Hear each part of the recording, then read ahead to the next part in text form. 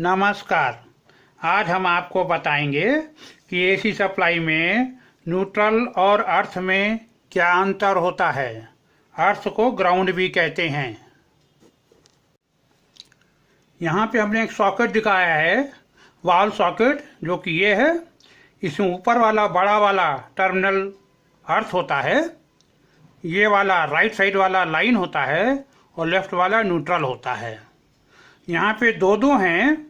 ये जो बाहर वाले 3 हैं ये 15 एम्पियर के प्लग के लिए है, और जो अंदर वाले 3 हैं छोटे छोटे, ये 5 एम्पियर के प्लग के लिए है।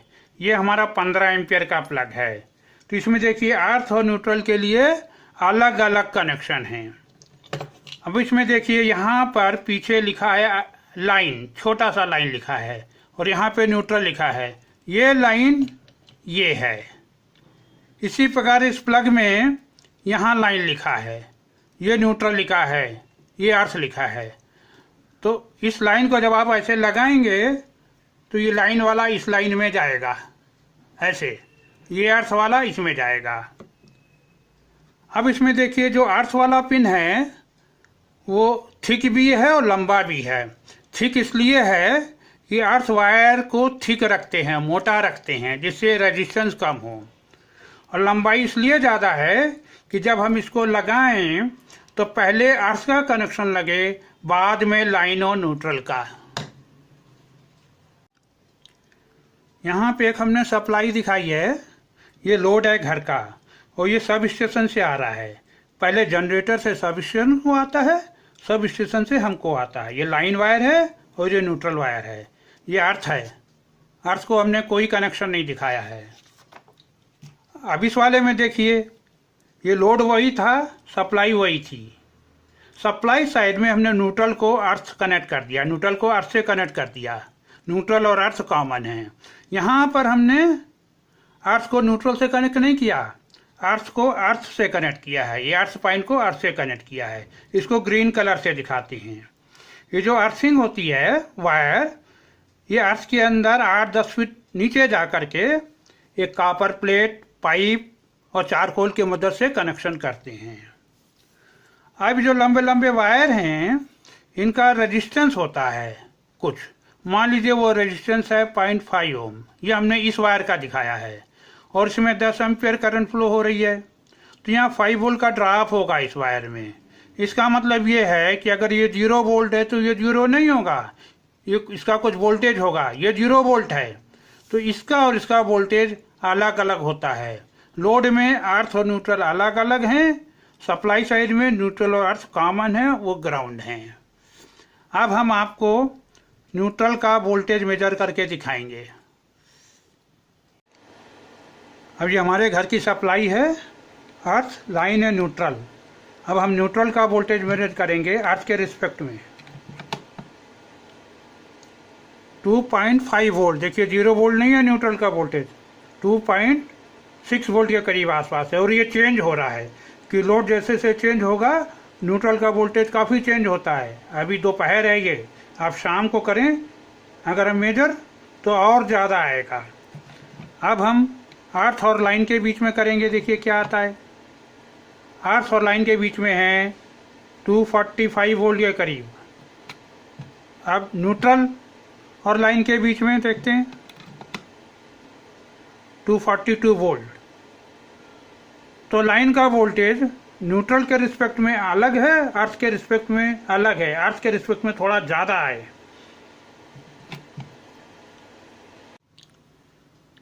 अब यहाँ पे हमने 3 फेज सप्लाई दिखाई है। ये सब स्टेशन है। सब स्टेशन का ये ट्रांसफार्मर है, स्टेप डाउन ट्रांसफार्मर। ये प्राइमरी है, ये सेकेंडरी है। प्राइमरी में हाई वोल्टेज की पावर आती है, स्टेप डाउन होके हमको 240 वोल्ट मिलती है। तो इसमें 3 वायर होते हैं लाइन के, A, B, C, और एक न्यूट्रल होता है। तो A और न्यूट्रल के बीच में 240 वोल्ट होता है। तो किसी को A से देते हैं, किसी को B से देते हैं, किसी को C से देते हैं। घरों को 3 हिस्से में बांट देते हैं। कुछ घरों को A से देते हैं, कुछ को B से, कुछ को C से। न्यूट्रल कॉमन रहता है। और न्यूट्रल हमने बताया कि अर्थ से कनेक्ट होता है। ये पृथ्वी है, अर्थ। अब ए फेज से ये लाइन वायर आ रहा है, न्यूट्रल से ये न्यूट्रल वायर आ रहा है। ये जो पॉइंट है हमारा घर का एंट्री पॉइंट है, इधर हमारे घर का लोड है। अब हमें लाइन वायर मिल रहा है और न्यूट्रल वायर मिल रहा है। ये घर के अंदर का प्लग है, जो ये प्लग पहले हमने दिखाया था, अर्थ लाइन न्यूट्रल। तो ये जो लाइन है उसके बाद एक स्विच होता है, फिर ये लाइन को चला जाता है, ये लोड है और न्यूट्रल इधर चला जाता है। अर्थ के लिए यहाँ से कोई वायर नहीं आता, अर्थ के लिए एक वायर हम बनाते हैं यहाँ पर और ये अर्थिंग करते हैं। अब मान लीजिए एक की जगह कई सॉकेट हैं आपके पास। देखिए मैं लगा रहा हूँ, मान लीजिए 2 हैं,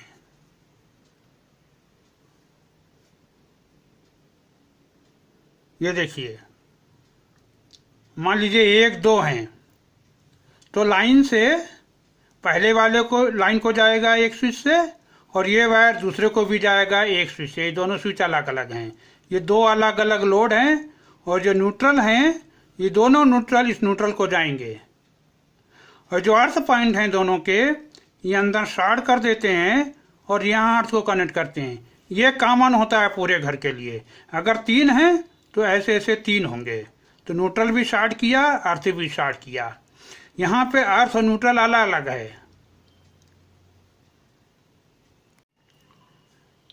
अब अर्थिंग क्यों? अर्थिंग को पावर सप्लाई साइड में भी यूज करते हैं और लोड साइड में भी। पहले हम पावर सप्लाई की अर्थिंग के बारे में जानेंगे क्यों, उसके बाद लोड के बारे में जानेंगे क्यों। यहाँ देखिए ट्रांसफार्मर की सेकेंडरी है, इसको हमने अर्थ नहीं कर रखा, यहाँ पे अर्थ कर रखा है। तो सेकेंडरी में यहाँ पे 240 वोल्ट आएगा, इसके और इसके अक्रॉस वोल्टेज। लेकिन इस पॉइंट का वोल्टेज क्या है हमें नहीं पता, ये फ्लोटिंग है, इसको बोलते हैं फ्लोटिंग वोल्टेज। ये कुछ भी हो सकता है। अगर लाइटनिंग इम्पल्स वगैरह आ गई तो बहुत हाई वोल्टेज भी जा सकता है, तो ये इक्विपमेंट फेल हो सकते हैं।